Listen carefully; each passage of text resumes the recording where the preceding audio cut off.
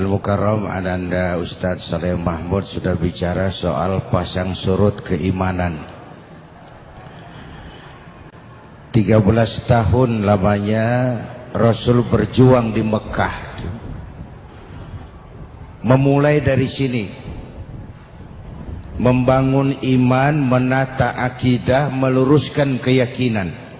13 tahun di Mekah itu pasang pondasi. Dengan hitungan, kalau pondasi kuat, bangunan aman. Pondasi rapuh, bangunan runtuh. Pondasi mencong, bangunan bengkok. Bangunan mah bagaimana pondasinya. Orang hidup bagaimana keimanannya. Iman abstrak, nggak kelihatan, tapi bisa dinilai. Dari mana? Dari gejala yang ditimbulkannya dalam bentuk amal tadi itu. Ibu percaya nggak di situ tuh ada strum tuh? Percaya nggak? Kelihatan strumnya. Tahu ada strum dari mana? Dari nyala. Kalau ada strum, lampu nyala. Kalau ada strum, mic bunyi. Kalau ada strum, kipas angin muter. Kalau ada iman, sujud. Kalau ada iman, jihad. Kalau ada iman, sodako. Sekarang strum ada, lampu nggak nyala, anak-anak juga ngerti, Pak, itu namanya koslet. Ya, strum ada, mic nggak bunyi, itu namanya koslet. Strum ada, triskaan nggak panas, itu namanya koslet. Ngaku beriman tapi nggak mau sholat, itu namanya koslet. Ini intan paling mahal, ini mutiara paling berharga, iman. Boleh saja zaman berubah, tapi akidah nggak boleh goyah. Silahkan saja masa berganti, tapi iman jangan sampai mati. Nah, mari kita lihat. Al-Imam Abu Hanifah bilang iman itu 4 macam. Kita masuk yang mana? Ayo kita periksa. Berapa macam, Bu? Berapa? 4. 4 apa? 4 macam. Macam apa? Macam 4. Tuh, gua bolak-balik pusing diri dulu. Yang pertama ada imanun yazidu wala yankusu. Ada iman yang tambah terus, nggak pernah kurang. Ini contoh buat kita. Tambah, dan nggak pernah kurang. Ini siapa? Imanul anbiya wal mursalin. Imannya para nabi, imannya para rasul. Buka sejarah. Nggak ada nabi yang dianak emaskan. Semua diuji, dicoba, macam-macam penderitaan dalam berjuang menegakkan keyakinan. Tapi makin berat ujian, makin berat perjuangan, makin mantap iman. Belum pernah kita baca sejarah ada nabi minta berhenti. Nggak kuat Tuhan, bubar aja lah. Nggak. Makin dihantam cobaan, makin kuat iman. Ini iman yang harus kita contoh. Kan ujian yang paling berat yang menimpa para nabi. Di bawah itu para aulia, para wali. Di bawah itu baru para ulama. Ke bawah dan ke bawah diuji tiap orang menurut kekuatan imannya, menurut keteguhannya berpegang kepada agama. Makin tinggi iman, makin besar bisikan iblisnya. Jadi kalau kita ini iman tipisan, yang goda tuh iblis recehan aja. Ini yang begini gua senggol juga miring nih. Udah, iblisnya kecil-kecilan aja. Tapi makin tinggi kualitas iman, makin berat juga iblisnya itu. Bapak Ibu dan pemirsa TV One, jadi pada tingkat pertama tertinggi, iman yang terus bertambah dan tidak pernah berkurang. Kesitulah kita mencontoh imannya para nabi dan para rasul. Yang kedua, ada iman itu yang la yazidu wa la yankusu, tidak bertambah, tidak juga berkurang. Ini namanya iman stabil. Dari dulu sampai gini hari imannya begitu aja, dari tahun atu sampai sekarang begitu aja imannya, tambah enggak, kurang enggak. Iman jenis apa ini? Ini imannya para malaikat.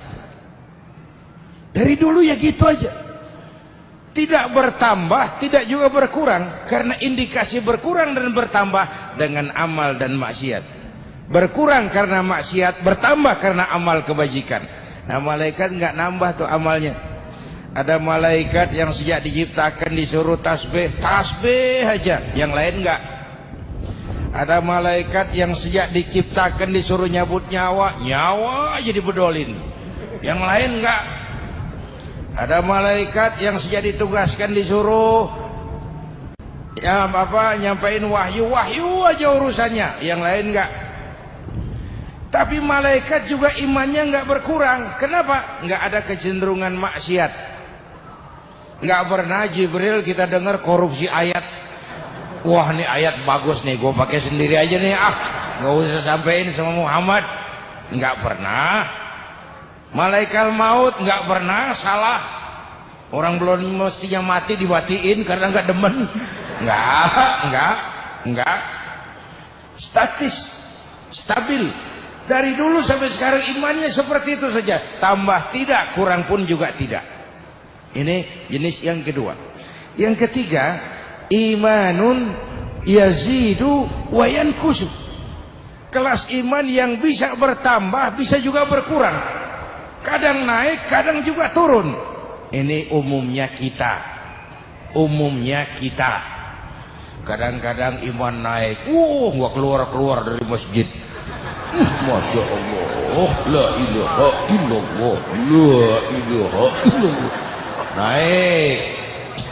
Kadang-kadang iman turun 3 bulan nggak ke masjid. Mengalami grafik pasang surut, naik turun.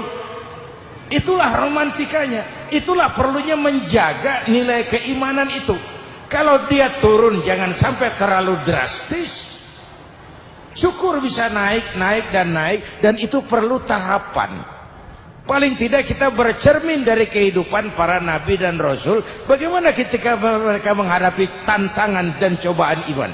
Jangan disangka loh kalau kita bilang saya beriman kepada Allah lalu welcome, itu enggak tuh. Jangan dikira kalau kita bilang saya hamba Allah lalu Allah bilang iya deh lu hamba gua. Enggak tuh. Akan datang cobaan, akan datang ujian, menguji kehambaan kita, menguji keimanan kita. Ahasiban nas ayyutraku ayyakulu amanna wa hum la yuftanun. Apa manusia menyangka mereka akan dibiarkan saja mengucapkan kami iman, padahal mereka belum diuji lebih dulu. Pada waktu menghadapi ujian itulah kelihatan pasang surut keimanan. Ya kalau diuji sama yang enak sih lumayan. Saat diuji sama yang enggak enak, wa nabluukum bil khairi wasyarri, kami akan coba, kami akan uji imanmu dengan yang enak dan dengan yang tidak enak. Jangan cuma bilang miskin ujian, kaya itu cobaan. Jangan cuma bilang sakit cobaan, sehat itu ujian. Jangan bilang dipecat saja ujian, naik pangkat cobaan.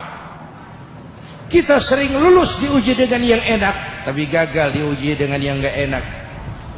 Atau sebaliknya, lulus diuji dengan yang enak, tapi gagal diuji dengan yang enggak enak.